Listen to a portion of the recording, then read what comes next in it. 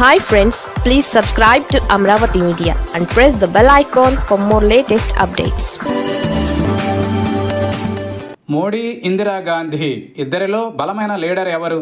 నరేంద్ర మోదీ, ఇందిరాగాంధీ భారత రాజకీయ చరిత్రలో శక్తివంతమైన నాయకులుగా గుర్తింపు పొందారు. ఇందిరాగాంధీ 1971లో బంగ్లాదేశ్ విముక్తి యుద్ధంలో చూపిన ధీరత్వం, ఆమె దృఢ నిర్ణయాలు ఆమెను అసాధారణ నాయకురాలిగా నిలిపాయి. అయితే ఆమె అత్యవసర పరిస్థితి విధించడం, స్వేచ్ఛను అణిచివేయడం విమర్శలకు దారితీసింది. మరోవైపు మోదీ గుజరాత్ ముఖ్యమంత్రిగా, ఆ తర్వాత ప్రధానమంత్రిగా ఆర్థిక సంస్కరణలు, స్వచ్ఛ భారత్, డిజిటల్ ఇండియా వంటి కార్యక్రమాలతో దేశాభివృద్ధికి కృషి చేశారు. అయితే ఆయన నాయకత్వ శైలిపై సర్వాధికార ధోరణి ఆరోపణలు ఉన్నాయి.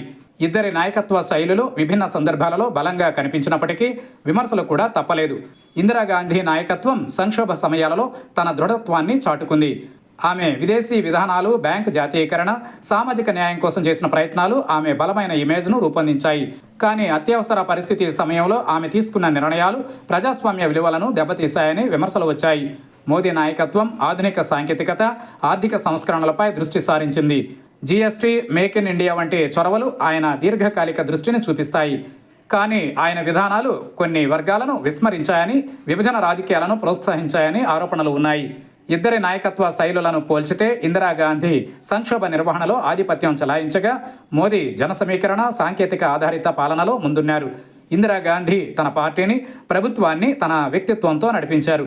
అదే సమయంలో మోదీ తన కార్యక్రమాలను జనంతో నేరుగా ముడిపెట్టేందుకు మన్ కీ బాత్ వంటి వేదికలను ఉపయోగించారు. ఇందిరాగాంధీ సామాజిక న్యాయంపై దృష్టి పెట్టగా, మోదీ ఆర్థిక వృద్ధి, జాతీయవాదంపై ఎక్కువ శ్రద్ధ చూపారు. ఈ తేడాలు ఇద్దరి నాయకత్వ బలాన్ని సందర్భానుసారంగా అంచనా వేయాల్సిన అవసరాన్ని చూపిస్తాయి.